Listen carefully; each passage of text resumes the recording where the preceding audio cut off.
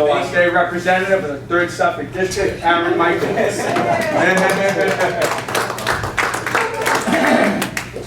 Sorry I'm late, folks. I was speaking at another meeting. I had to run across town. I was in Midtown over in the Modern Theater, so I apologize for the delay. I just wanted to come down and kind of it's the beginning of the session for me. The session started in January. We just got appointments. I just got appointed to the committee, the Joint Committee on Financial Services, which is a very active committee dealing with a lot of insurance issues, any life, health, auto, homeowners, insurance issues, and then on the flip side, also dealing with bank regulatory issues. So there's a lot of work that's going to entail that. But as I always said, I prided myself on constituent services. When I ran in 2009, and I continue to do so. Patrick from my office is passing out a one-pager right now, but as you know, he's always available. He comes to the council meetings, all the neighborhood meetings, as much as he possibly can. And so, and when I say neighborhood issues, I always say, or constituent services issues. I don't, just because I'm a state rep doesn't necessarily mean it lays on just the state issues. I also try to deal with the city issues and any federal issues that come my way. I'm happy to work with the mayor's office, with my city councilor, with Senator Petroselli and our congressional delegation on anything that happens within the neighborhood, and I'm always trying to be accessible on that as possible. So, but what we're passing out here today, on top of just ways to get in touch with me through my email or Twitter account or Facebook account, is also basically kind of my legislative agenda. I filed about 23 bills. Can't remember the exact number off the top of my head, but these were about 8 of them. These are like kind of the more specific ones that I think are more important in terms of the neighborhoods that I represent. For those that don't know, I represent the 3rd Suffolk District, which includes a whole host of neighborhoods. Obviously, first and foremost, starting with the North End, where I'm from, but also part of the West End, part of Beacon Hill, all of downtown, including downtown Crossing, into Chinatown, Leather District, Bay Village, and about half the South End. And so, what that entails, I'm sorry. What that entails is that there's no cookie-cutter answers to any of the problems that come up, because the neighborhoods have a lot of diversity and different constituencies around them. But two issues that I've heard most importantly about more recently that I filed is the first two. The first one is short-term residential rentals. In turn, anybody familiar with Airbnbs or Craigslist or Flipkey? There's a whole host of online portals that deal with short-term rentals, which are any residential rentals that are under 30 days. They can be up for 1 day, they can be up to 29 days. In my conversations with Airbnb, the average stay that they have in their units is 4.8 days. So typically it's not just one night, but it's shorter than a week, obviously. Right now, that industry has just exploded in terms of its use. Originally, no one knew about these types of things. Now, in the last 2 to 3 years, it's taken off. Airbnb alone did $12 million in business in the city of Boston alone, which is, in comparison to 2 years ago where they did barely anything. Because of that, because it's such a, almost like such a growing industry, there is really no regulations around it currently right now.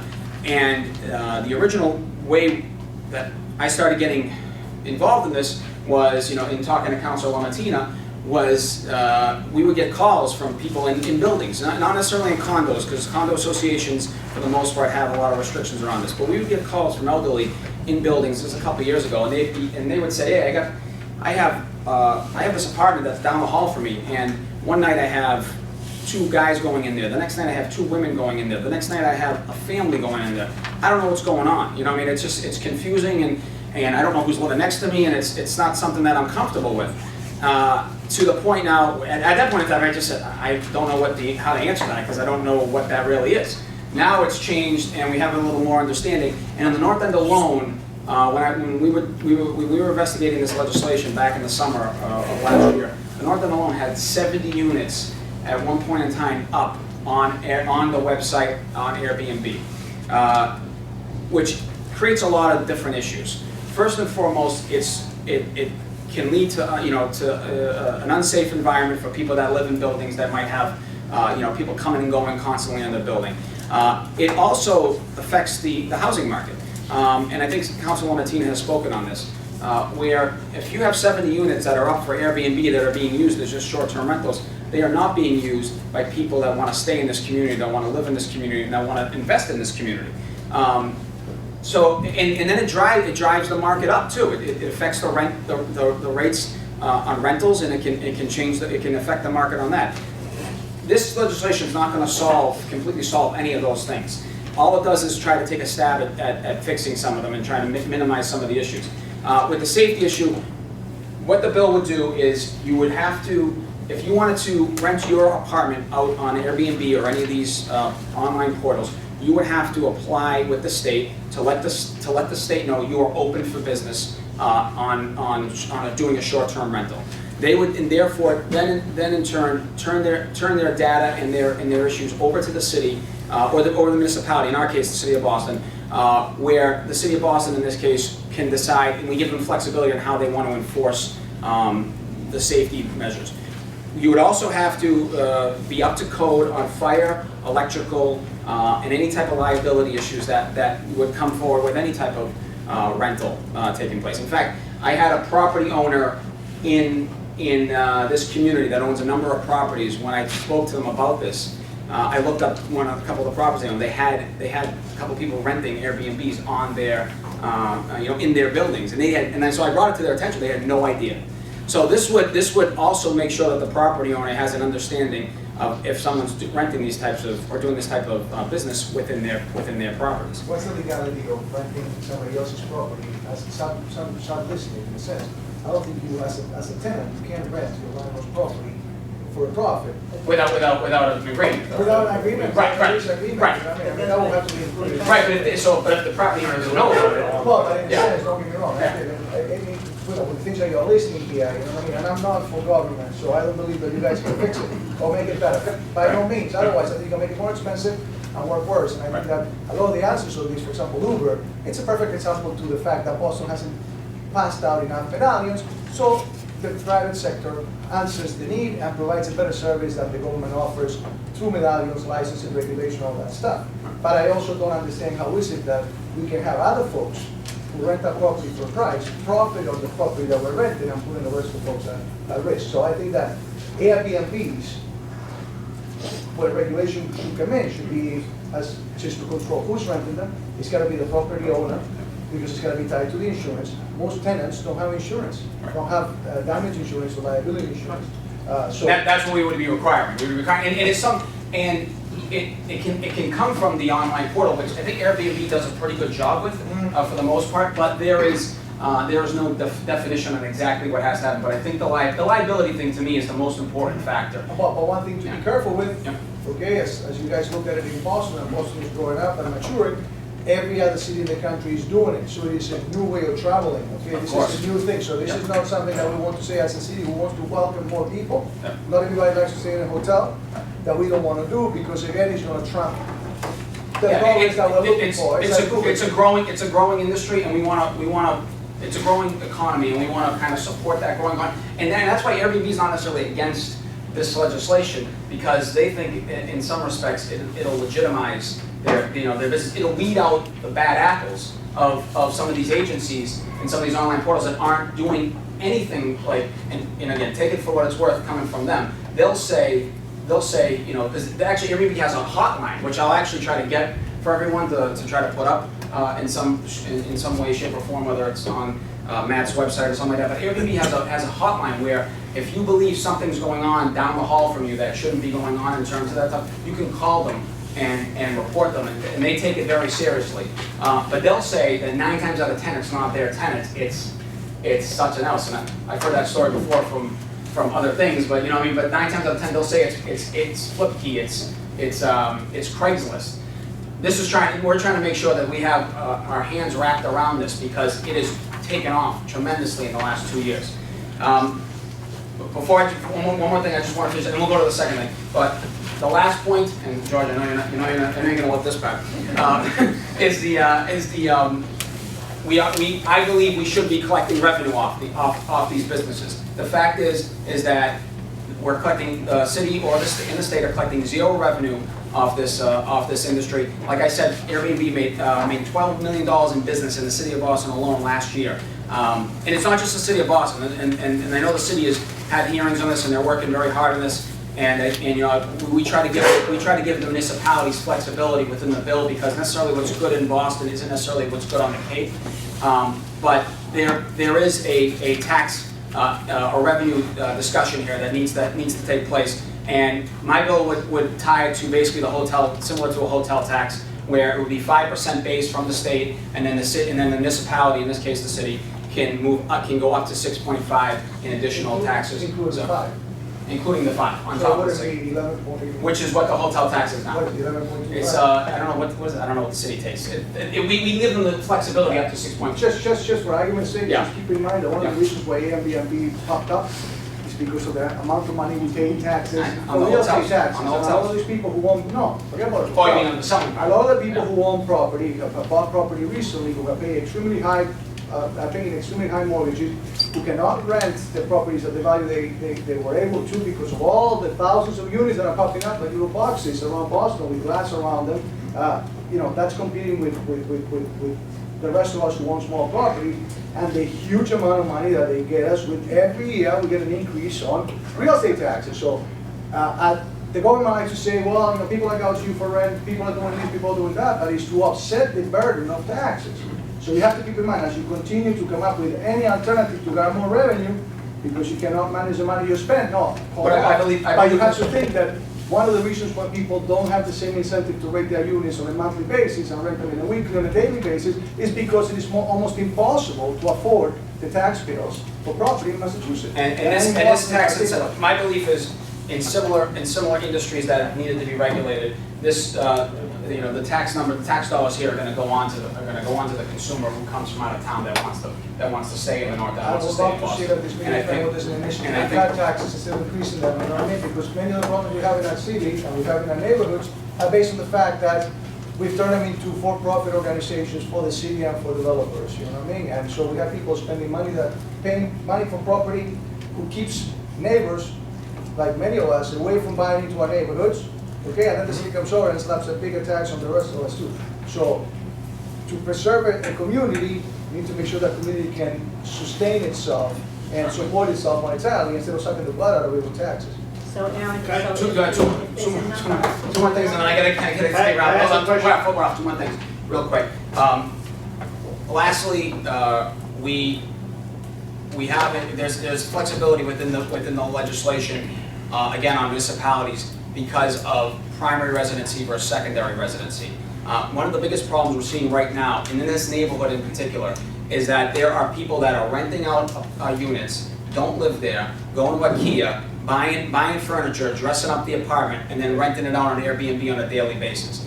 That to me is something that will definitely tears down the fabric of community itself, and something that needs to be addressed. And so in the bill itself, we try to be very strict on terms of how our primary residency definition takes place. I'm sorry, Rob. Oh, I just want to ask you a question. Yeah. The landlord that didn't have any idea that the tenants were renting it out, is he an absentee landlord? No, because he lives in the area, so I don't think he's an absentee landlord, no. Oh, I Yeah. have a situation, and it's a condo, and of course, the owner lives out of town, and she's been caught. She has an $800 Within your building? down, but I think, but you mentioned a number that you think is going on in the building. What's the telephone number that they should The call? hotline. You know what, I don't have it off of me right now, but I will get it for you. Yeah, well, we have that. Okay. It's in my office actually, we can get that, because they gave it to us I when we know got it. people that live in the North End that think there's something like next door going on. Is it illegal? So what? Like, as of right now, is it illegal? It's not illegal. in the condominium. There's no legality The around illegal it. part of it is the relationship between the landlord and the tenant. The tenant cannot rent your property to someone else. Unfortunately, the laws in the state of Massachusetts protect the tenant more than they protect the landlord. But it's got to do with the leases. You can't rent somebody else's property. These are landlords. You know. Back to you. Back to me? Okay. Any other questions on the first piece I'm talking about? Yes, Ryan, do you know of any other states that charge owners a tax similar to what you're proposing? In terms of their short-term Short-term leases. rentals. There are none at the moment. This legislation, New York State has been working on stuff. It hasn't formalized yet. I think Georgia is another state that has been talking San about this. Francisco too, Aaron. Well, no, so what I was going to say is, but on the municipality level, San Francisco has done this, Portland, Oregon has done this, and San Jose has done this. And our legislation outside of the state, everything from dealing with the municipality standpoint has been tailored towards similar to what San Francisco did. But San Francisco, the issue with that is, and again, this goes back to it being brand new and trying to wrap everyone's hands around it. San Francisco didn't actually, their law didn't go into implementation until February 1st. So they're really just a month into it in terms of how their implementation is working. I don't even think Portland, actually I don't want to say that because I'm not 100% sure, but I'm not sure if Portland or San Jose has actually been implemented yet. San Francisco has a tax. San Francisco, yeah, has a tax involved right now, yes. Thank you. No problem. Any other questions or comments or? So on the second piece is a Boston Olympics Commission. As we all know, the Olympics has been a hot topic of discussion over the last 2 or 3 months since Boston was designated as the U.S. Olympic city for the 2024 Games. This is an issue that, whether you are in support of the Olympics or against the Olympics, and I'm perfectly honest with you, I am kind of on the fence still currently right now about it. I think there are some potentially great things that can come out of having an Olympic Games, but I think there are also some potential real issues that could come out of having Olympic Games here in the city. But currently as situated, there is no, there's a lot of state dollars that are being talked about. One, for instance, $5 billion in potential state infrastructure. There is also the concern that what would happen if there is a lot of cost overruns involved in the Olympic Games. The federal government has made it very clear, and a Republican Congress in particular has made it very clear, including one member of leadership up there, has said it's their bid, let them deal with it. In other words, I don't suspect us getting much federal dollars to deal with this issue if this was to spiral out of control. On the municipality standpoint, the administration and the mayor have been very clear in saying that they do not anticipate any additional dollars being put into from the city's perspective, in terms of venues or any other type of infrastructure overruns. So where do I see the potential problem for us from the Commonwealth's perspective is that we're the ones that could end up footing a potential lot of the bill, excuse me. But even regardless of that, there is a $5 billion transportation infrastructure discussion being talked about that would cover some of the problems that we have throughout our infrastructure around the greater Boston region, which some I think would be beneficial, but could also be very expensive. So right now there are no state stakeholders at the table involved in this discussion, and most of it has been between the Boston 2024 organization and the City of Boston. Our bill would allow the state to create a commission that would oversee the bid itself. And I'm just going to read what it says. The commission will oversee and gather facts and information relative to public safety, economic, and social impacts of citing the 2024 games in a candidate city. In particular, so there would be 7 appointments. They would be from the major stakeholders in the state, meaning the Speaker of the House, the Senate President, the Governor, the AG, the IG, and the Treasurer. And I think that's 7. And if I'm missing one, I apologize. Those people would be in charge of their appointments would be in charge of overseeing it from the state standpoint going forward. A couple other pieces of information that would come from the commission is that if public dollars were used to pay for anything tied to the Olympic Games for 2024, whether that is infrastructure or potential venues or whatever down the road, they would 2024 would be subject to putting their expenditures and their any type of funds they receive online for the public to see. It is something similar that we did with the Greenway Conservancy when we were having our troubles with them a couple of years back. And I think it is something that allows people to make a judgment for themselves exactly how this is being paid for and spent, or whatever, how the money is being got and how the money is being spent. Another issue is surrounding eminent domain. Because I represent the North End and I also represent a piece of the West End, when we talk about eminent domain and the history that surrounds that, it becomes a very tricky discussion and something that's not as very comfortable. They have talked about, the reports have had, that in order to us to do the opening ceremonies, the Olympic Village, not the Olympic Village, but the Olympic Stadium, that might have to include some eminent domain discussions regarding that new market area and potentially those businesses being affected. What this commission would do would force those, any type of eminent domain would have to come in front of the commission to have, to be viewed and to be judged upon and ultimately voted on in terms of in front of the commission.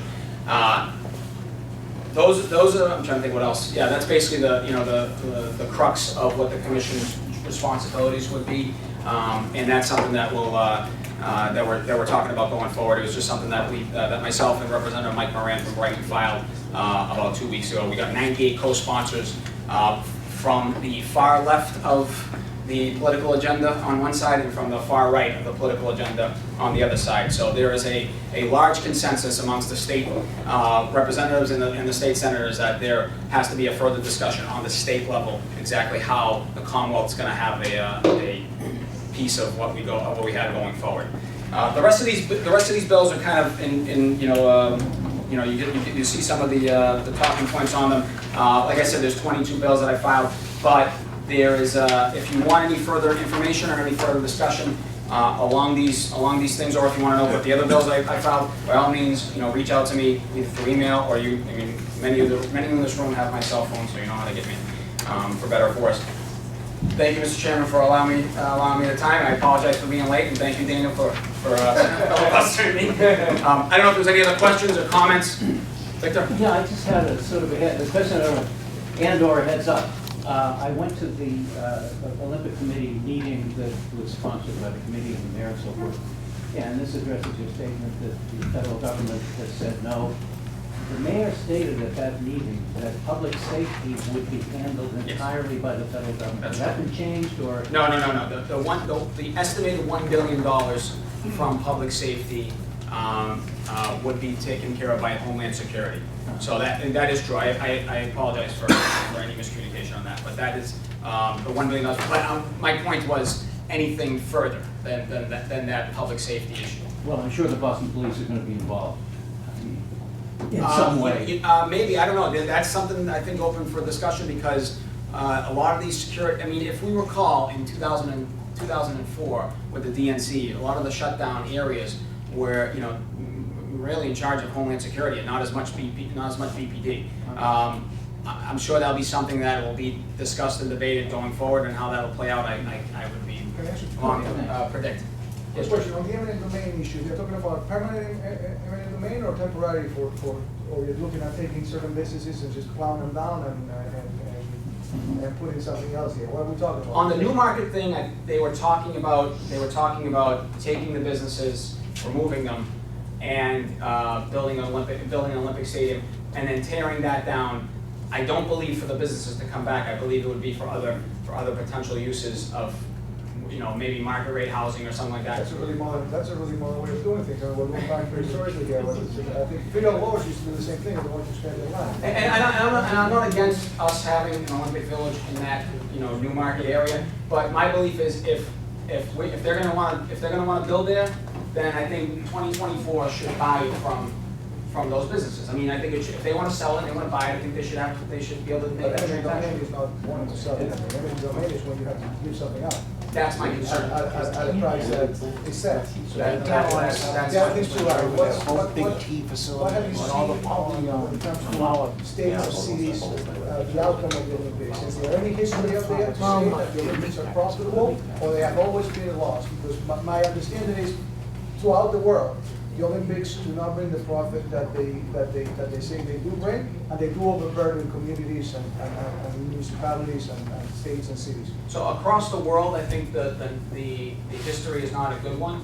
In America, over from the LA Games in '84 and from the Atlanta Games in '96, they have not had the financial problems that across the world has had in different places like Sochi, Greece, for instance. Have they profited from But it? Or have they I think LA, and I'm kind of flying him little loose here, but I think in LA, it was profitable. They actually created an endowment that is still to this day being successful in terms of giving inner city youth some advantages, in terms of sports that they might not have had before.